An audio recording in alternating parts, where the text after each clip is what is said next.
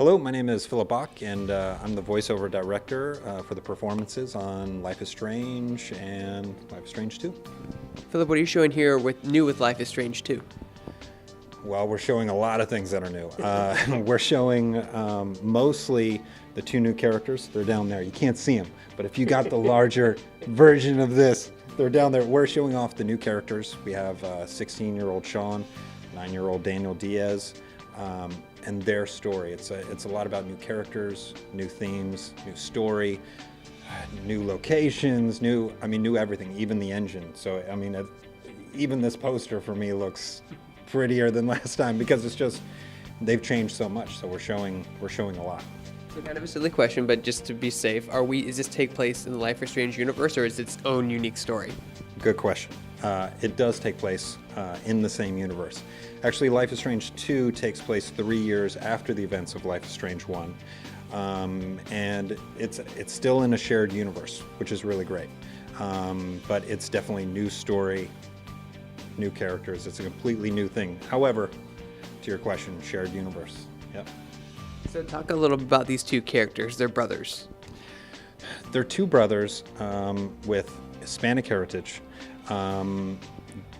Like most siblings, I would say also maybe for me, myself, they don't necessarily get along per se there in the beginning. I think a lot of people might have seen some of the other gameplay footage that was released, so not necessarily getting along at first, but when they're put into this situation after the events of what happened to them, the tragic events, it's kind of a sink or swim situation. They have to learn to get along, which is a little bit of part of the conflict of the story between the two characters. What are some of the challenges in creating a world and a story where people have kind of a variety of choice between how the story goes?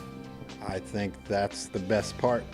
It's when you're creating a game like this where you're giving players not just a choice, I would almost say consequences to it.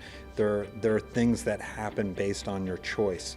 And within that world building, for me, there are a few things. So for example, what I love about this game is that when you make a choice, and I've said this a few times is on some of the showings that we've had, is that when you make a choice in most games, you're making a choice for yourself, but you're also making a choice for your player, right?